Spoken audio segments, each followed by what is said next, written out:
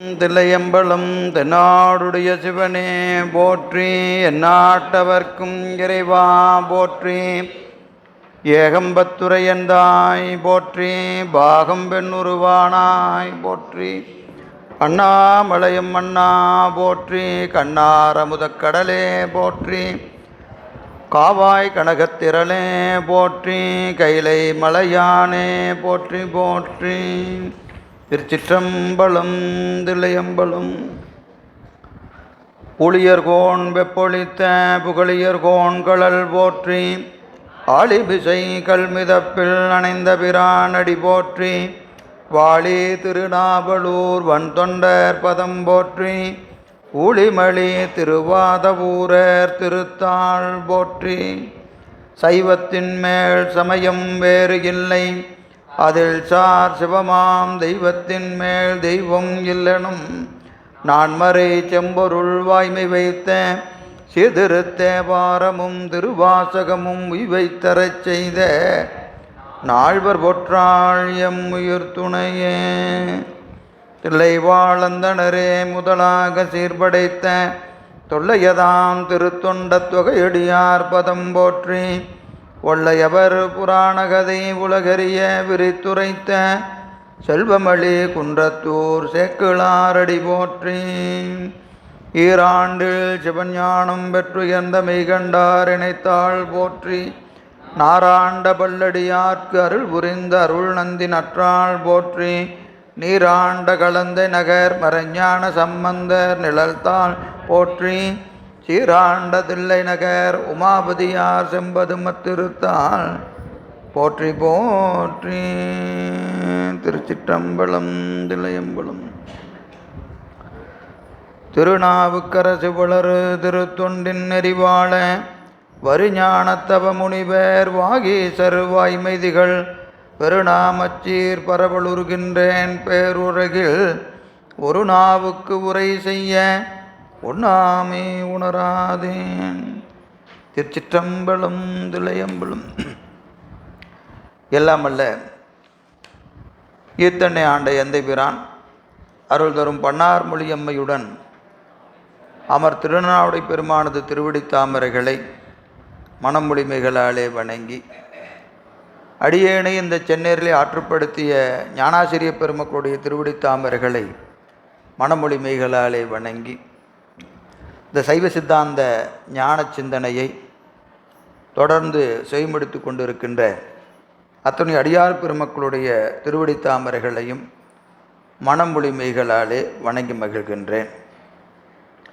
திருவருளும் குருவருளும் கூட்ட நம்முடைய இந்த திருவாவடுதுறை ஆதீன சைவ சித்தாந்த தொடர் வகுப்பிலே நாம் கடந்த வகுப்பில் எம்பிரான் திருவதிகை மணவாசம் கடந்தார் அருளி செய்த உண்மை விளக்கமாகிய ஞானப்பணுவிலை சிந்தித்து நிறைவு செய்திருக்கிறோம்.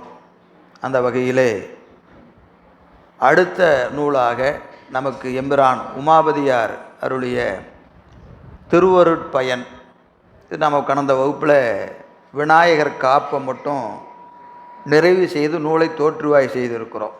எல்லார் கையிலையும் நூல் இருக்குங்களா? மகிழ்ச்சி. அந்த வகையில் நாம் கடந்த வகுப்பில் சிந்தித்ததை போல இந்த நூல் குறட்பாக்களினாலே ஆனது. 10 அதிகாரம். எப்படி திருக்குறளில் 10 குறளுக்கு என்ன இருக்கிறது?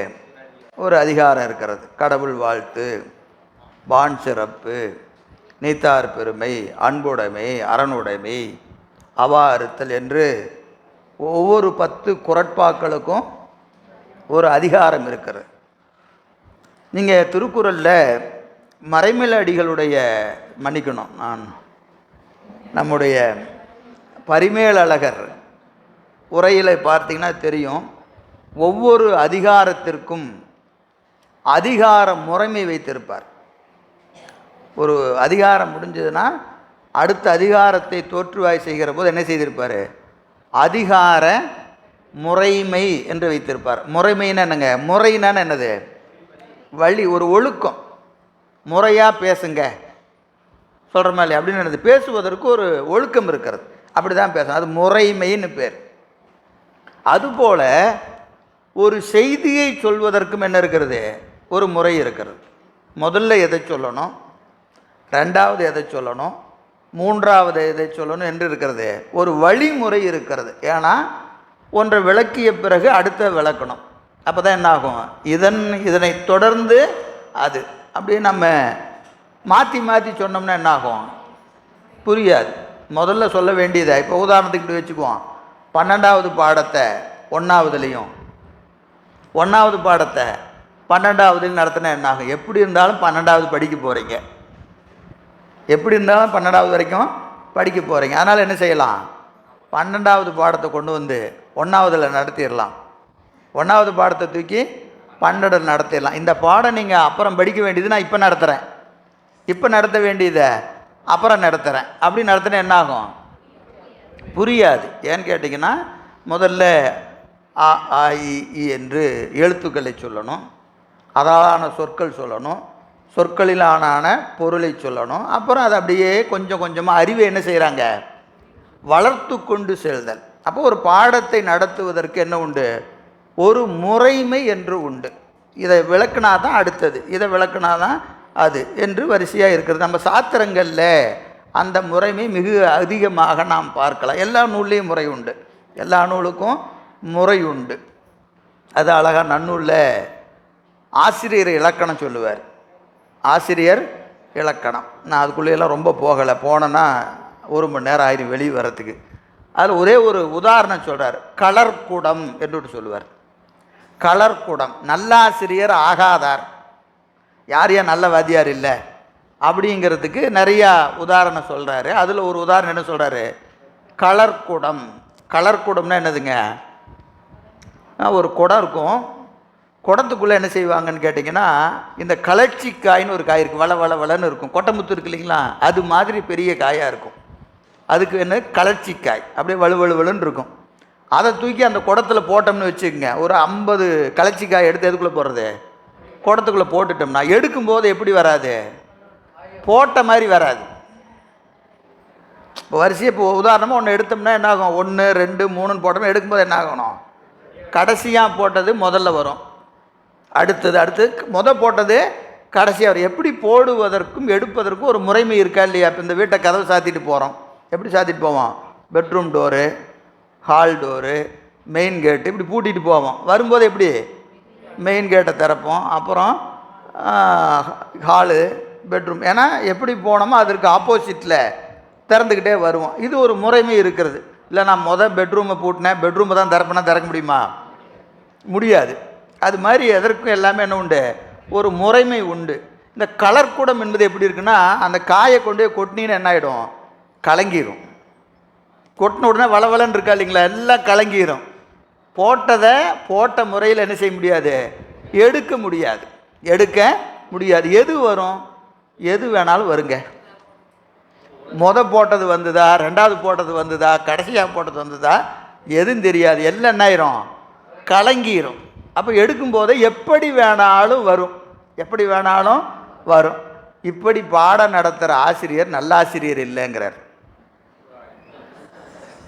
ஆசிரியர் எப்படி நடத்தணும், முதல்ல எதை நடத்தணும், இது புரிஞ்சுதா, அப்புறம் இது புரிஞ்சுதா, அப்படி என்று வரிசையாக முறைமையாக நடத்த வேண்டும் என்பது ஆசிரியருக்குரிய இலக்கணம்.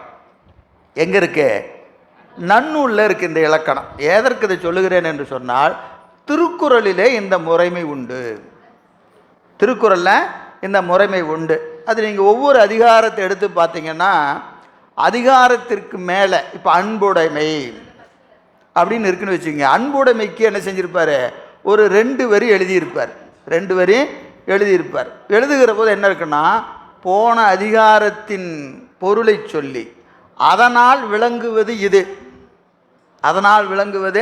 இது என்று அன்புடைமை சொல்லியிருப்பார். அடுத்த அதிகாரத்துக்கு போனால் அன்பு இருந்தால் தாங்க இது வரும், அதனால் இந்த அதிகாரம் என்று அதை வரிசையாக வச்சிருப்பார். எங்கே, திருக்குறளில். அந்த முறைமையை யார் சொல்லியிருக்கிறா, பரிமேலழகர் உரை படிச்சிங்கன்னா தெரியும். மற்ற உரைகளிலே அது சிறப்பாக இருக்காது. அதுபோல் இந்த நூலும் முறைமையோடு உடையது. இப்போ உதாரணத்துக்கு 10 அதிகாரம் உண்டு, 10 அதிகாரம் உண்டு. இந்த 10 அதிகாரத்தை பார்க்கிற போது முதல் அதிகாரம் என்ன வச்சிருக்கிறாரு? பதிமுது நிலை. 1 பதிமுது நிலை, 2 உயிரவை நிலை, 3 இருள்மல நிலை,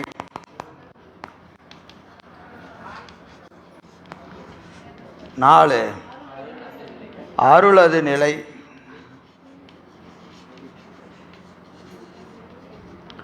5 அருள் உருள் நிலை,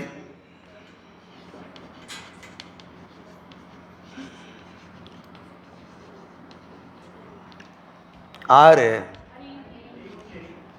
அறியும் நெறி,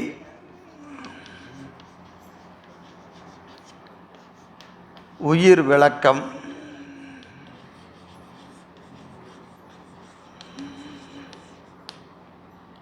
8 இன்புறு நிலை,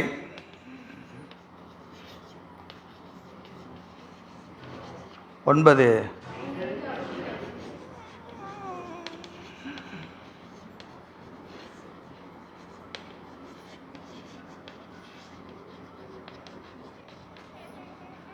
10 அணைந்தோர் தன்மை.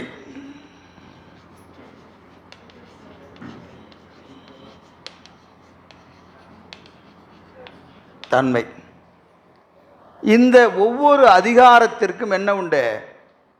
முறைமை உண்டு. முறைமை, ஒரு வரிசை. எப்படி வேணாலும் சொல்லலாமான்னு சொல்லக்கூடாது. இதன் பிறகு இது, இதன் பிறகு இது என்று இதை ஒரு முறைமையோடு அமைத்திருக்கிறார். அது மட்டுமில்லை, இந்த ஒவ்வொரு அதிகாரத்திற்குள்ளும் இருக்கிற 10 குறட்பாவுக்கும் முறைமை உண்டு. ஒரு குறளுக்கும் 2வது குறளுக்கும் ஒரு தொடர்பு, இயைபு என்று சொல்வோம். இயைபுன்னு பேர், அது உண்டு. அது நம்ம உள்ளே போகும்போது பார்க்கலாம். சரிங்களா? இப்போ பாருங்கள், சைவ சித்தாந்தம் எடுத்துக்கொள்ளக்கூடிய அனாதி நித்த பொருள் எத்தனை? 3. அனாதி நித்த பொருள்னா 3 தான். நீங்கள் சைவ சித்தாந்தத்தில் எந்த நூலை சொன்னாலும் முதல்ல இந்த 3 சொல்லணும். எது? பதி பசு பாசம். இந்த பதி பசு பாசத்தில் தலைமை பண்பு உடையது எது? பதி. பதி தான் தலைமை பண்பு உடையது. அறிவு பொருள், சித்துப்பொருள், சித்துப்பொருள் அதுதான் தலைமை பண்பு உடையது. எனவே முதல்ல சைவ சித்தாந்தத்தை சொல்லணும்னா எதற்கு இலக்கணம் சொல்லணும்? பதிக்கு இலக்கணம் சொல்லணும். பதிக்கு இலக்கணம் சொல்லணும். எனவே முதல்ல எதை வச்சாரு? பதிமுது நிலை. முதல்ல இறைவனுக்கு இலக்கணம் சொல்லுகிறார். பதிமுது நிலை என்பது இறைவனுக்கான இலக்கணம் என்று வைக்கிறார். சரி, மீதி 2 இருக்கு, பசுவும் பாசமும். பசுவும் பாசத்தில் அடுத்தது எதை விளக்கணும்? பசுவை தான் விளக்கணும். ஏன்னா நமக்கு அடுத்த கேள்வி முதல்ல எப்போ வரும்? நான் யாரியா, என்னை பற்றி இலக்கணம் சொல்லு, இல்லையா? எங்கே போனாலும் நமக்கு அடுத்த கேள்வி அதானே. முதல்ல நான் யார், எனக்கு இலக்கணம் சொல்லுங்கள். இறைவனை கூட அப்புறம் பார்த்துக்கலாம். எனக்கு முதல்ல இலக்கணம் சொல்லுங்கள், நான் எப்படி இருப்பேன். ஏன்னா எங்கே போனாலும் என்ன செய்வோம்? ஒரு ஜோசிகார் உட்காந்துருந்தானா உடனே என்ன செஞ்சுருவோம்? கையை காட்டு, கொஞ்சம் பார்த்து சொல்லியா, நல்ல காலம் பிறக்குதா பாரு. அவருக்கெல்லாம் சொன்னீங்க, சரி, எனக்கு எப்போ பிறக்கும், இல்லையா? அது இயல்பு, ஆன்மாவினுடைய இயல்பு. அதனால் என்ன செய்கிறாரு? உயிருக்கான இலக்கணம் சொல்லுகிறார். உயிரவை நிலை, உயிரவை நிலை. அதாவது தலைப்புக்கான பொருள் எல்லாம் அப்படி அப்படியே அந்த அதிகாரத்தில் பார்த்துக்கொள்ளலாம். அப்போ எஞ்சி இருப்பது மலம், பாசம். அப்போ பாசத்துக்கு இலக்கணம், பாசத்துக்கு இலக்கணம் 3வது இருள்மல நிலை. அப்போ பதி பசு பாசம் 3 பொருளினுடைய இலக்கணத்தை 3 அதிகாரத்திலே வரையறை செய்கிறார். 3 அதிகாரத்தில் வரையறை செய்கிறார். 4வதாக என்ன வைத்திருக்கிறாருங்க? அருளது நிலை. இப்போ பதியாகிய இறைவன் பசுவாகிய உயிர்களுக்கு ஆணவ மலமாகி இருளை நீக்கும் பொருட்டு தனது கருணையை செய்கிறார். மொத்தமாக நம்ம பிறப்பு எடுத்துக்கிட்டீங்கன்னா கேவலம் சகலம் சுத்தம். நேற்று கேவலத்தில் இருந்தோம், இன்று சகலத்தில் இருக்கிறோம், நாளை சுத்தத்துக்கு போவோம். இதற்கான கால வரையறை, கால வரையறை என்பது எத்தனை? கணக்கே சொல்ல முடியாது. பல நூறு பிறப்புக்கள், பல கோடி ஆண்டுகள் இந்த ஆன்மாக்கள் பிறந்து இறந்து பிறந்து இறந்து ஒவ்வொரு பிறப்பிலும் சிறிது சிறிதாக முன்னேறி அது ஒரு கால எல்லையில் அறியாமையாகிய ஆணவமலத்தை உணர்ந்து இறைவனுடைய திருவுருளை உணர்ந்து அவன் மீது பக்தி செய்து அவனுக்கு வழிபாடு செய்து ஆணவமலை நீங்கி முத்திக்கு போகும். இந்த கால எல்லை வரை இறைவன் உயிர்களுக்கு செய்கிற உபகாரத்திற்கு திருவருள் என்று பெயர். திருவருள் என்று பெயர். கருணை, திருவருள் என்று நம்ம எதை அப்படியே பல பேரில் அழித்து கொள்ளலாம். அப்போது இந்த இறைவன் உயிருக்கு செய்கிற உபகாரம் என்ன என்ற கேள்விக்கு விடையாக 4வது வைக்கிறார். என்னது? அருளது நிலை. அருள் உயிர்களுக்கு எவ்வாறு வரும்? அருள்னா என்ன? அருள் எப்படி உயிர்களுக்கு கிடைக்கும் அப்படிங்கிறத 4வது அதிகாரத்தில் வைக்கிறார். சரிங்க, இது பொதுவாக சொல்லிட்டீங்க எல்லா உயிர்களுக்கும். எதற்கு? புல் பூண்டு நாய் பேய் பறவைகள் ஊர்வன பரப்பன என்னென்ன இருக்கோ எல்லா உயிர்களுக்கும் பெருமான் கருணையை செய்து கொண்டிருக்கிறான். எல்லா உயிர்களுக்கும் பெருமான் கருணையை செய்து கொண்டிருக்கிறான். அதெல்லாம் சரிங்க, எனக்கு எப்போ வருவார்? எப்படி வருவார்? எப்போ வருவார்? எப்படி வருவார்? உயிர்களுக்கு இறைவன் செய்கிற உபகாரம் ஒன்றல்ல இரண்டல்ல. அவன் செய்வது பூரா என்னது? உபகாரம் மட்டும்தான். அவனுக்கு உபகாரத்தை தவிர வேற ஒன்றும் செய்ய தெரியாது. ஆனாலும் கூட நாம் சொல்லுங்க, என்ன இருக்கட்டுங்க, சிறப்பாக ஒன்று சொல்லுங்க, சிறப்பாக ஒன்று சொல்லுங்க அப்படின்னா நம்முடைய அந்த திருவருளை உணர்கிற நிலையை நம்ம ஒரு 2ஆக பிரிக்கலான்னு வச்சுக்கோங்க. 2ஆக பிரிக்கலாம். ஒன்று, அவன் செய்கின்ற உபகாரங்கள் திருவருள் என்று உணராத தன்மை ஒன்று, அவன் செய்வதெல்லாம் உபகாரம் என்று உணர்ந்த தன்மை ஒன்று. அப்போ திருவருளை உணராத நிலை, திருவருளை உணர்ந்த நிலை என்று நம்ம வாழ்க்கையை 2ஆக பிரிக்கலாம். வாழ்க்கைன்னா நான் சொல்கிறது இப்போ வாழ்கிற வாழ்க்கை இல்லை, மொத்த வாழ்க்கை. எத்தனை 84 லட்சம் யோனி வேதத்தில் எழுகடை மணலை அளவிடின் அதிகம் எனதிடர் பிறவி அவதாரம் என்கின்ற வகையில் இதுகாரும் பிறந்த பிறப்புக்கள் இனி பிறக்கின்ற ஏனை பிறப்புக்கள் இதையெல்லாம் வச்சோம்னா அவனது கருணை உணர்ந்தது உணராதது. இந்த 2க்கு நடுவில் ஒரு கோடை போடணும். 2ஐயும் பிரிக்கிறதுக்கு ஒரு கோடு போடணுமா இல்லையா? அப்போது அந்த கோடு போட்டிங்கன்னா அந்த இடத்துல ஒரு பொருள் நிற்கும். அது என்னது? குருவருள். குருவருள். அந்த குருவருளை உணராத வரைக்கும் இறைவன் நமக்கு செய்த உபகாரத்தை நம்மால் உணர முடியாது. அப்போ எப்போ குருவருளை நாம் உணர துவங்குகிறோமோ, என்று நமக்கு குருவருள் கிடைக்கிறதோ அன்றிலிருந்து நம் வாழ்க்கையில் பல மாற்றங்கள் நிகழ்கிறது. அந்த மாற்றங்களை எல்லாம் ஒரு சொல்லில் சொன்னால் திருவருளை உணர்ந்த நிலை. திருவருளை உணர்கிறோம் என்பதுதான் பொருள். வாழ்க்கை எனக்கு அப்படி நடந்ததுங்க, இப்படி நடந்தது, அந்த நல்ல நடந்தது, என்னென்னமோ நம்ம நீங்கள் 1000 ஒவ்வொருவருக்கும் ஒரு அனுபவம் இருக்கலாம். அந்த அனுபவத்தை எல்லாம் ஒற்றை சொல்லில் சொல்லணும். நான் எப்படி சொல்லலாம்? குருவருளால் நாம் உணர்ந்த திருவருள், குருவருளால் நாம் உணர்ந்த திருவருள். அப்போ இறைவன் நமக்கு செய்கிற உபகாரங்கள் பல. அதில் மிக மிக முக்கியமானது திருவருள் குருவருளாக வருவது. ஏன்னா அதன் பிறகுதான் நாம் பெருமானை பார்க்கிற பார்வை மாறுது. அது வரைக்கும் பெருமானை நம்ம வேற மாதிரி பார்த்தோம். எப்படி பார்த்தோம்? அமாவாசைனா கோயிலுக்கு போகணும், பிரதோஷனா கோயிலுக்கு போகணும், அவருக்கு தேங்காய் பழம் உடைக்கணும், பால் அபிஷேகம் பண்ணணும். இப்படி அந்த வழிபாட்டை நாம் வேறு வகையாக நோக்கி இருந்தோம். அது தப்பான்னு கேட்டால் தப்பெல்லாம் கிடையாது. உடனே இப்படி சொன்னதுனால அதை செய்யக்கூடாதுன்னு சொல்லிட்டு நினச்சிக்கூடாது. புரியுதுங்களா? அது நாம் திருவருளை படிமுறையிலே உணர்கிற தன்மை.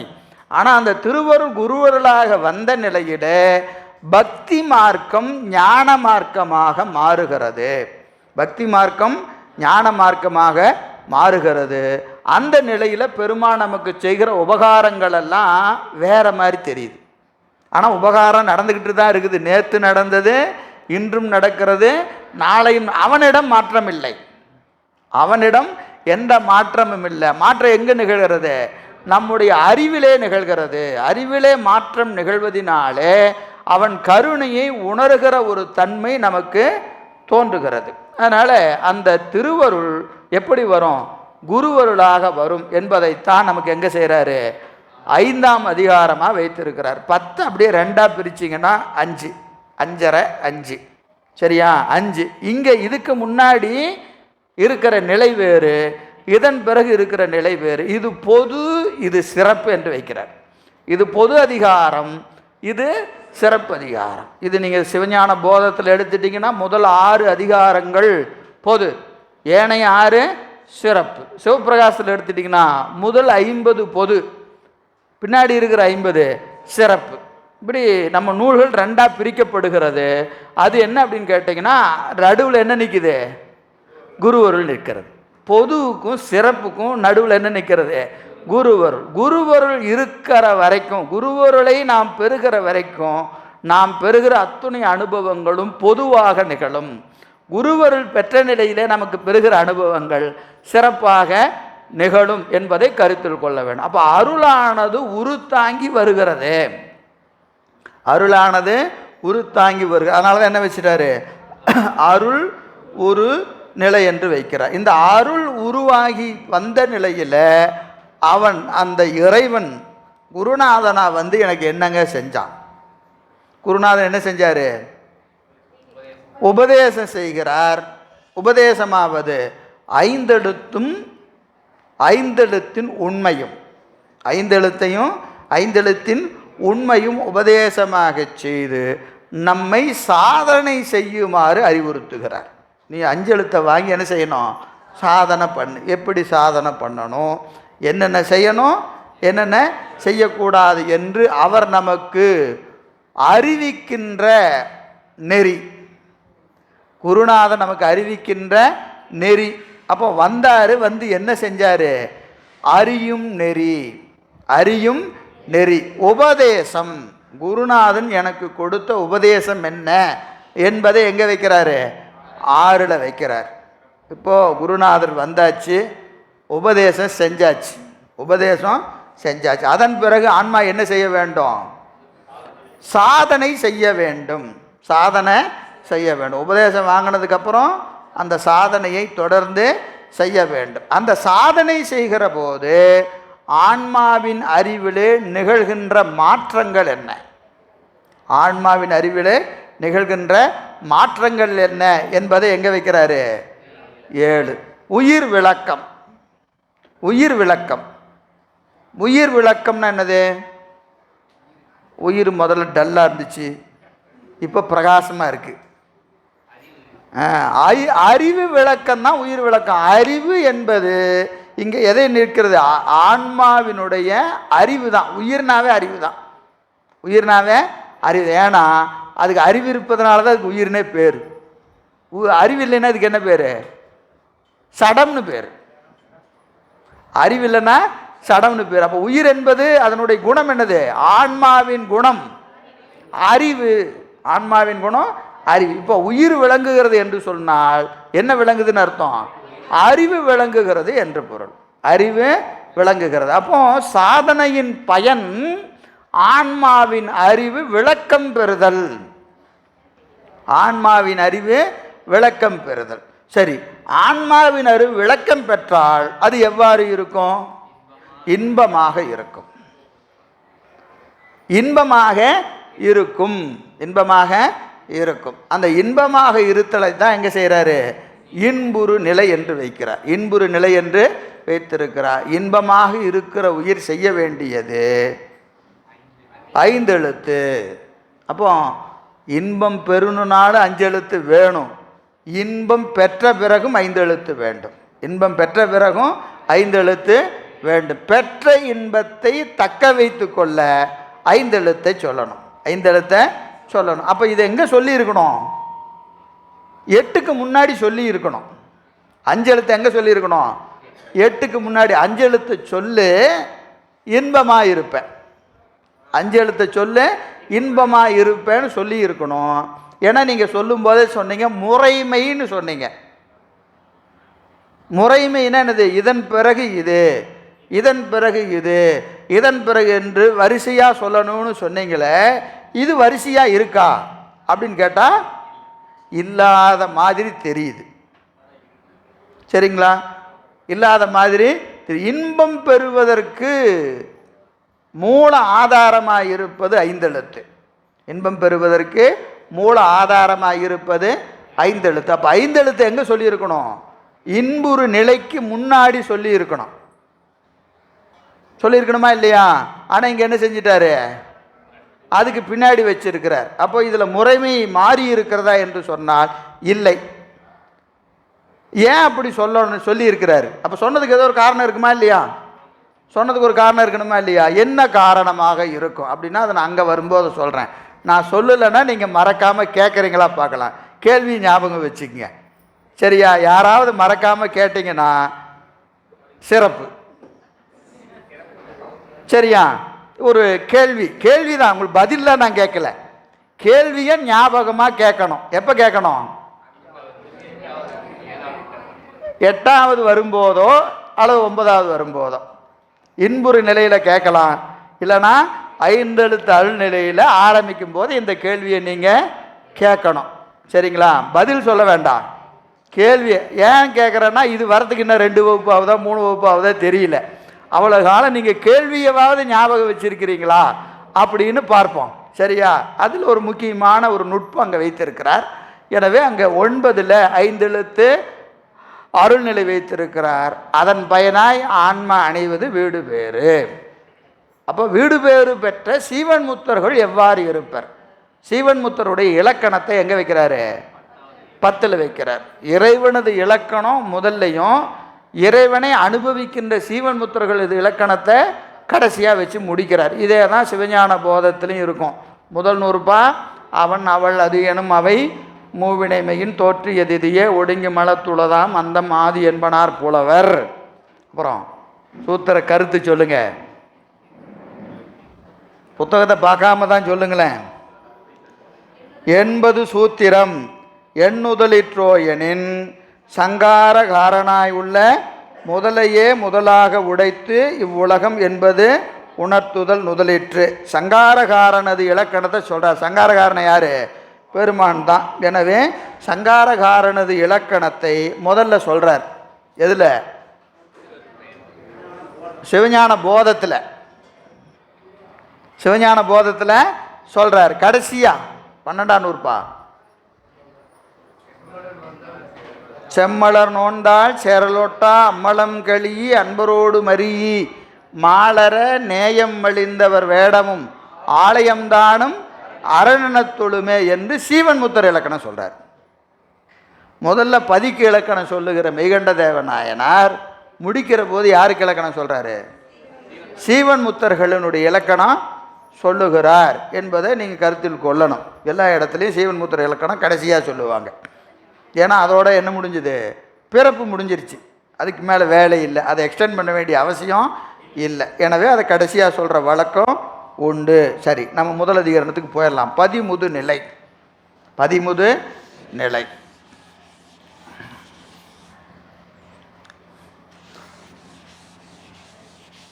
பதி பதி அப்படின்னு என்னது? பசுக்கூட்டங்களின் தலைவன். பசுக்கூட்டங்களுடைய தலைவன். பசுக்கூட்டங்களின் தலைவன் சொன்னாவே பதி என்பது இறைவனது சொரூப இலக்கணமா தடத்த இலக்கணமா? தடத்த இலக்கணம். பதி என்பது பெருமானுடைய தடத்த இலக்கணம். பதி முது நிலை. இதை கொஞ்சம் சொல்ல மாற்றலாம். முது பதி நிலை. முது பதி நிலை. இதுக்கு முது என்பதற்கு பல பொருள் இருக்கிறது. முதுமை, முதுமை, பழைய, அனாதி, அனாதி அப்படின்னு ஒரு பொருள் இருக்கிறது. இன்னொன்று என்னதுங்க? அறிவுன்னு ஒரு பொருள் இருக்கு. அறிவு. முது என்பதற்கு அறிவு, ஞானம். அறிவுனா ஞானம். ஞான வடிவாய் இருக்கின்ற பதி. ஞான வடிவாய் இருக்கின்ற பதி என்ற ஒரு பொருள் இருக்கிறது. அனாதிநித்த பொருளாகிய பதி. அனாதிநித்த பொருளாகிய பதி. அப்போ இந்த முது என்பதற்கு ரெண்டு பொருள் இருக்கிறது, ரெண்டு பொருள் இருக்கிறது. இது நீங்கள் பார்த்தீங்கன்னா மூத்த திருப்பதிகம், மூத்த திருப்பதிகம் எங்கே இருக்கு? திருவாசகத்தில் இருக்கு. கோயில் மூத்த திருப்பதிகம். அப்போ அது அந்த இடத்துல என்னதுங்க? மூத்ததுன்னா அதுக்கு முன்னாடி வந்ததுன்னு பொருளா? ஞானம் சிறந்தது, சிறந்த பதிகம் என்பது அங்கே பொருள், சிறந்த பதிகம் என்பது பொருள். எனவே முதுபதி நிலை, முதுபதி நிலை என்று பதிக்கு இலக்கணம் சொல்லுகிறார். இது நமக்கு சேக்கிழார் பெருமான் இறைவன் நம்பி ஆரூரரை ஆட்கொள்ள வருகிற போது ஒரு பதிகம் ஒரு பாடல் சொல்கிறார். பெருமான் எப்படி வந்தார் அப்படின்னு பார்க்கிற போது அழகா, மொய்த்து வளர் பேரழகு மூத்த வடிவேயோ, மொய்த்து வளர் பேரழகு மூத்த வடிவேயோ அப்படின்னு கேட்குறார். அதாவது அழகுக்கு வயசானா, அழகுக்கு வயசானா எப்படி இருக்கும்? இப்படி தாங்க இருக்கும். யார் வர்றது? பெருமான் வராரு. அப்படியே கையெல்லாம் நடுங்கிக்கிட்டு கையில் குச்சியை வச்சுக்கிட்டு நம்பி ஆரூரர் திருமண மேடைக்கு வந்து, இங்கே இருக்கக்கூடிய பெரியோர்களே ஒரு நிமிஷம் என்ன பாருங்கிறார். Attention please. சொல்கிற மாதிரியே கூட்டம், கல்யாண கூட்டத்தில் எல்லாம் கச்ச கச்ச கச்சன்னு கத்திக்கிட்டு இருப்பாங்க. முதல்ல எல்லாரும் என்ன பாருங்க அப்படிங்கிறதுக்கு என்ன செய்கிறாரு? எல்லோரும் என்ன ஒரு நிமிஷம் கவனிங்க அப்படின்னு இறைவன் சொல்லுகிற போது சேக்கிழார் பெருமான் அந்த அழகை வர்ணிக்கிறார்.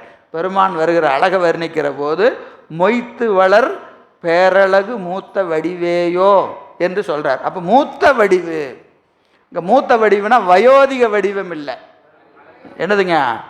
அது சிறந்த வடிவம், சிறந்த வடிவம். அந்த அழகுக்கு வயசாகி வருகிற போது எப்படி இருக்குமா?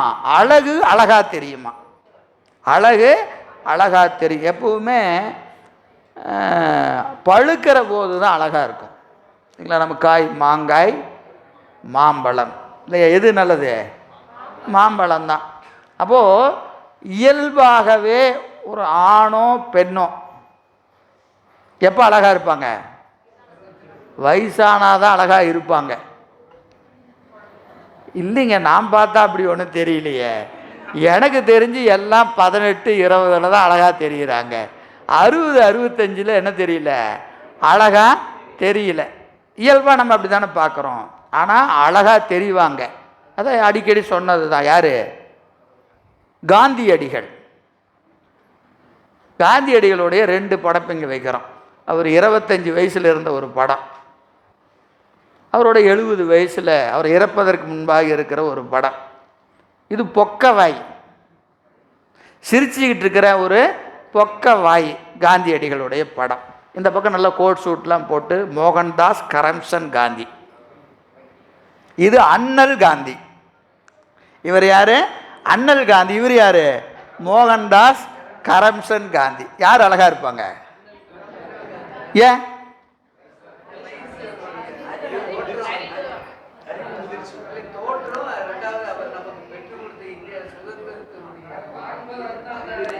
அப்படி வாழ்ந்தார். புரியுதுங்களா? அந்த அனுபவம், கருணை அனுபவம், உயிர்கள் மாட்டு கொண்டிருக்கிற கருணை, பிற உயிர்கள் மேலே இறங்க இறங்க இறங்க நம் அறிவிலே சிவம் பிரகாசிக்க பிரகாசிக்க முகம் பொலிவு பெறும். தேஜஸ் அப்படின்னு சொல்கிறாங்களா இல்லைங்களா? அந்த தேஜஸ் அப்படின்னு ஒளி மிகுந்த ஒரு வடிவம். அது எப்போ வரும்? அவர்கள் அறிவிலே திருவருள் விளங்கி தோன்றுகிற பொழுது அவர்கள் முகம் பொலிவு பெறும். இப்போ நம்ம 60 வயசாகுதா 70 வயசாகுதாங்கிறத கணக்கு இல்லை. அவங்க பெருமானை எவ்வளவு காலம் உணர்ந்திருக்கிறார்கள், உணர்வதற்கான சாதனையை எவ்வாறு செய்திருக்கிறார்கள், அவர்கள் அறிவிலே திருவருள் விளங்கி இருந்தால் வயதாக வயதாக அவங்க என்ன ஆவாங்க? அப்படியே பிரகாசிச்சுக்கிட்டே வருவாங்க. நீங்கள் நல்லா பார்த்தா தெரியும். ஒரு 70 வயசு 80 வயசில் ஒருத்தர் ஒரு சிவபூஜை செய்யக்கூடிய அன்பர், அவர் ஒரு 30 வருஷமாக 40 வருஷமாக சிவபூஜை பண்ணிகிட்டு இருக்கிறார். ஒரு 40 வருஷம் சிவபூஜை பண்ணக்கூடியவருக்கு வயசு ஒரு இப்போ 70ன்னு வைத்து கொள்ளுங்க. அவரை பார்க்கிற போதே என்னன்னு சொல்ல தெரியாது, நமக்கு பிடிக்கும் அவரை. பிடிக்கிறதுக்கு காரணம் கேட்டிங்கன்னா தெரியாது. இன்னனால தான் அவர் எனக்கு பிடிக்குதுன்னு சொல்ல தெரியாது. ஆனால் அவரை பார்க்குற போதே நமக்கு என்ன இருக்கும்? பிடிக்கும். காரணம் என்னது? அவர் அறிவில் திருவருள் விளங்கி தோன்றுகிறது. அந்த திருவருள் நம்மை வசீகரிக்கிறது. நமக்கு தெரியாமல் என்ன ஆகும்? ஒரு அன்பு, ஒரு ஈர்ப்பு அவர் மேலே வரணும். வந்தால் தான் ஒழுங்காக வாழ்ந்திருக்கிறோன்னு அர்த்தம். இல்லைன்னா வாழ்க்கை பயனற்ற வாழ்க்கையாக போகும். ஞானிகள் நீங்கள் யாரை வேணாலும் வைத்துக்கொள்ளுங்க, எல்லா ஞானிகளுக்கும் அது பொருந்தும். திருவருள் அறிவில் விளங்கி நின்றால் அவர்கள் பிறரை தானே வசீகரிப்பார்கள்.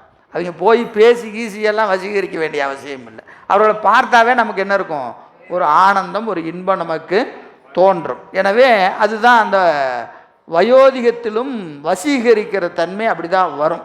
நமக்கெல்லாம் வயசானால் மாங்காய் வெம்புன மாதிரி, அவங்கெல்லாம் மாங்காய் பழுத்த மாதிரி.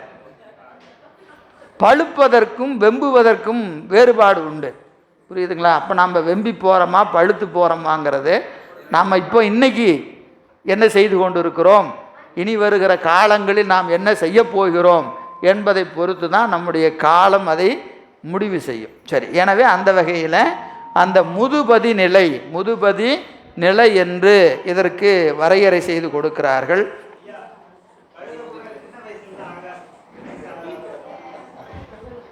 அதுக்கு பதில் இதுதான். பதில் என்னது? இப்போ நான் சொன்னதாங்க பதில். திருவருளை நினைச்சாதான் முதுமை அழகா இருக்கும். கழுதை எந்த கழுதை நினைக்குது? ஒரு கழுதையும் நினைக்க மாட்டேங்குது.